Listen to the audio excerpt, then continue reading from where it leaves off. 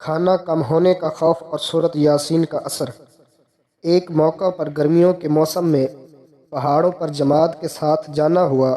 صبح کے وقت ایک پہاڑی سے دوسری پہاڑی تک پیدل جانا تھا۔ سفر لمبا تھا۔ ہر ایک نے اپنا اپنا سامان سر پر اٹھایا اور چلنا شروع کر دیا۔ کیونکہ رمضان کا مہینہ تھا اس لیے آٹا چاول وغیرہ نہ خریدے۔ مشورے میں یہ طے پایا کہ جہاں جا رہے ہیں وہاں سے خرید لیں گے۔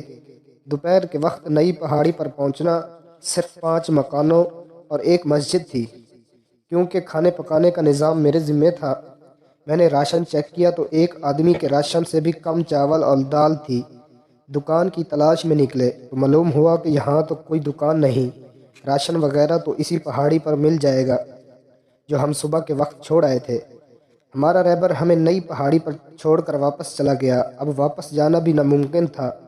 عصر کے وقت 4 آدمی اور آ گئے اور انہوں نے رات ہمارے ساتھ ٹھہرنے کا ارادہ ظاہر کیا۔ اب جماعت میں کل 15 آدمی تھے جن کی افطاری اور سحری کا انتظام کرنا تھا۔ میں بہت ہی پریشان بیٹھا تھا۔ امیر صاحب سے مشورہ کیا، انہوں نے میری پریشانی دیکھ کر کھانا پکانے کا چارج لے لیا اور مجھے اور میرے ایک ساتھی کو ساتھ والے جنگل میں جانے کو کہا۔ وہاں سے ہمیں تھوڑے سے جنگلی شتوت اور زیتون زمین پر پڑے ہوئے ملے، اٹھا کر لے آئے اور افطاری اس سے کی۔ اب امیر صاحب نے مجھ سے کہا کہ جو کچھ میں کروں آپ دیکھتے رہیں، پوچھے نہیں کہ کیا کر رہے ہو، اور جو کہوں وہ کرو۔ امیر صاحب نے 2 بڑے دیچکے پانی سے بھر کر چولہے پر چڑھا دیے۔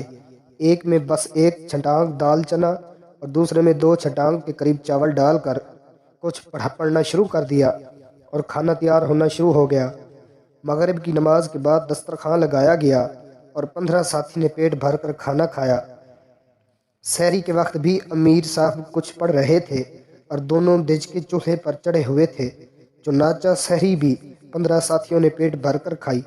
فجر کی نماز اور دوسرے اعمال سے فارغ ہو کر جب میں نے دیچکا کھولا تو ان میں دال اور چاول ابھی تک بچے ہوئے تھے۔ جب حسب معمولات سے فارغ ہو گئے تو امیر صاحب نے بتایا کہ آپ کتابوں میں تو پڑھتے ہیں کہ جہاں کھانا کم ہونے کا ڈر ہو، سورۃ یاسین